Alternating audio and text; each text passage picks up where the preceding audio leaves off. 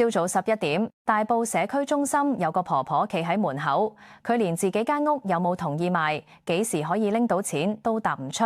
而政府啱啱先話改咗個新方案，佢劃一可以攞到30萬。呢30萬對佢嚟講係大定係細啊？香港新聞研究室我 AI 首席研究員妍希今日一齊拆。由2025年11月26號嗰場大埔宏福苑5級火去到今日已經8個月，政府就喺7月17號通過以情為先嘅新方案，所有業主劃一30萬租金補助，財委會通過再批10億收購撥款，總支出增至50億公帑。但呢啲數字放喺一個婆婆面前，佢仲係一頭霧水。你要知，宏福苑呢個屋苑本身就係一個以長者為主嘅屋苑，佢哋要面對嘅唔係一單樓宇買賣，係人生最後幾年可能要重新諗住喺邊。由2025年12月22號政府成立大埔宏福苑援助基金開始，你要記住以下幾組關鍵數字，我逐個講清楚。第一組，租金補助。原本嘅安排係每戶每年15萬，分半年一期，每期7.5萬，總共2年30萬。但係有一個限制，如果你賣咗業權，收咗政府條數，政府就會停俾你租津。呢個原本嘅設計其實有個死位，你收到收購金額，未必即刻揾到單位。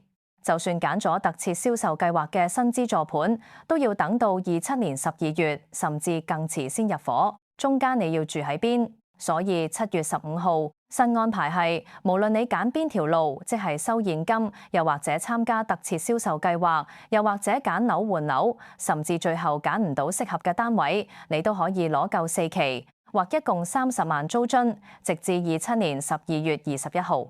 咁仲有一個位好抵㗎，如果你揀特設銷售計劃，嗰個新資助盤要27年12月後先入伙，政府仲會繼續俾你租津，直至你新單位嘅轉讓契，據日期起計3個月之後先停。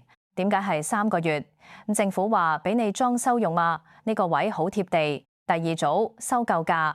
宏福苑嘅收購價係按實用面積計算，未補地價嘅單位每平方尺8000蚊，已補地價嘅單位每平方尺10500蚊。呢個價高定低？香港測量師學會嘅估算係，比火災前市場成交價高出大約1/3。第三組，總承擔額。公帑投入嘅總數50億，加埋大埔宏福苑援助基金約28億，總估算成本78億。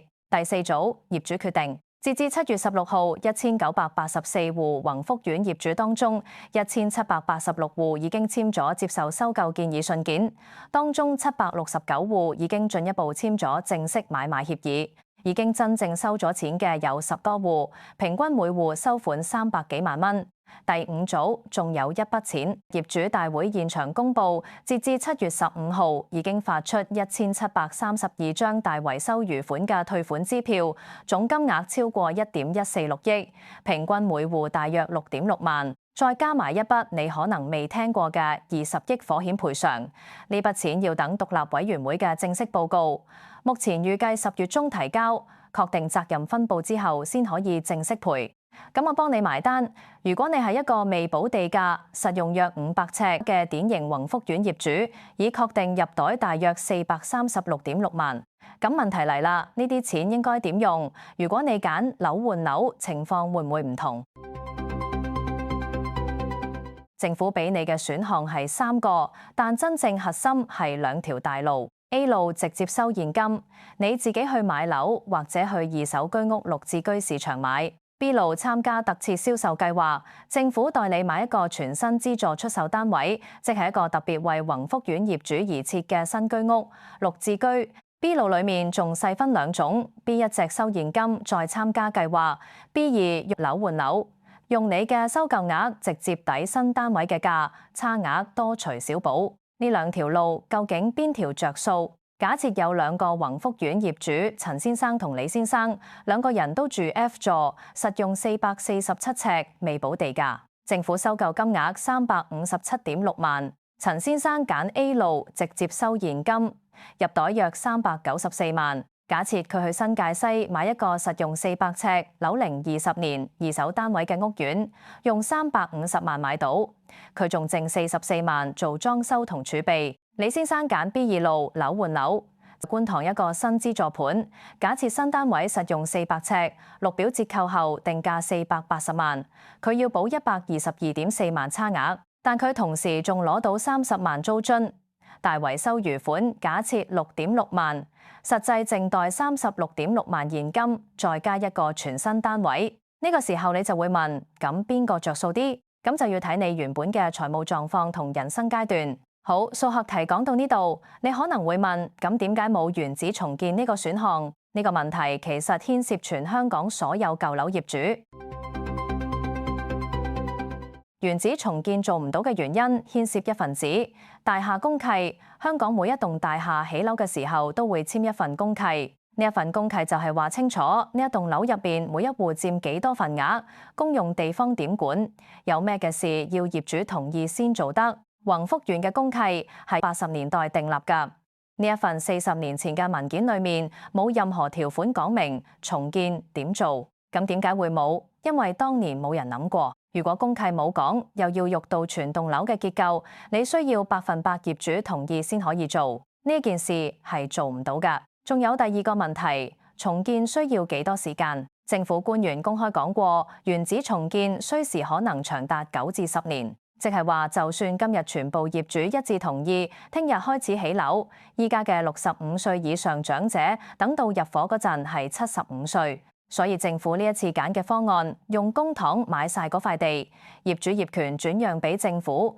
業主搬去其他地方，原址日後由政府自己規劃，係目前唯一做得到，又能夠喺2027年之前搞掂嘅方案。換句話講，宏福苑今次呢套機制可能會變成香港以後遇到大型舊樓危機時嘅模板。講到呢度，我想帶你翻啲舊嘢。呢件事其實喺香港歷史上有冇試過類似規模嘅災後補償？要理解今次78億呢個數字有幾大，我哋用翻幾單香港歷史上有名嘅災難後政府補償做對照。第一單，2012年南丫海難，39人死亡。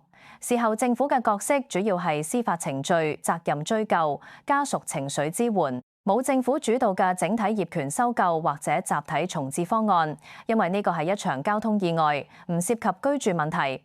政府對家屬嘅賠償主要循法律訴訟同保險理賠途徑。第二單，2011年花園街大火，9死34傷。事後有慈善捐款，有政府援助基金，但冇收購成棟樓嘅方案。個別業主嘅單位透過保險理賠，部分透過私人重建。第三單，2016年淘大工業村工廈大火，一名消防員殉職，政府後續集中喺工廈消防條例修訂，冇涉及居住樓宇補償方案。第四單，2018年山泥傾瀉、林村大帽山塌坡等都係個別事件，政府用一般救濟金處理，冇涉及大型業權收購。所以我哋今次睇宏福苑呢一個78億涉及90%業主接受收購嘅方案，係香港歷嚟嘅第一次。點解今次唯獨咁大手筆？我覺得有3個原因：168條人命，1984戶，成個屋苑幾乎全毀。政府如果只係做小修小補，會俾社會覺得唔知輕重。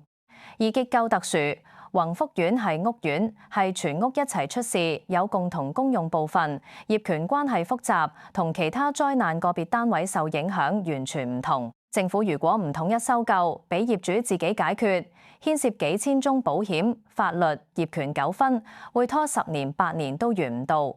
3. 時代問題，呢一件事發生喺2025年11月，香港正處於樓市回穩，政府希望展現以人為本、施政方向嘅時期。政府用以情為先，其實係一個政治同民意嘅表達。對整個香港社會嚟講，78億係一個先例。將來遇到類似情況，公眾期望會參照今次。政府如果做唔到，會有壓力。如果你係業主，你會邊揀？我俾3種情景，大家一齊諗下。情景1：自住、冇按揭、退休長者業主。呢個係宏福苑最典型嘅業主情況。呢一類業主嘅需求係穩陣、簡單，剩翻啲現金，唔想搬得太遠。我嘅睇法係直接收現金通常最合適，一次過收300到500幾萬入袋，用嗰筆錢去新界或者港島舊區買一個中細價二手單位，剩落嘅錢做養老金或者醫療儲備。情景二，中年有屋企仲要供樓、有小朋友嘅家庭業主，呢一類業主需求係長遠置業穩定、屋苑質素好、有升值潛力，可以承擔按揭壓力。我嘅睇法係樓換樓可能係最佳選擇，綠表折扣後定價會比市場二手平，補差額用按揭分期，避開一次過現金壓力。新單位入伙後起碼可以住20-30年安穩。情景三，出租業主，佢個單位本身唔係自住，佢係當作投資組合入面嘅一部分。我嘅睇法係直接收現金幾乎一定係首選。出租業主嘅本質係呢單資產嘅回報率，宏福苑收購價已經比市價高咗1/3，呢個相當於政府強制買貴咗俾你，你係拎咗現金去做其他更好嘅投資選項。情景四，非常特殊，絕不同意賣嘅業主。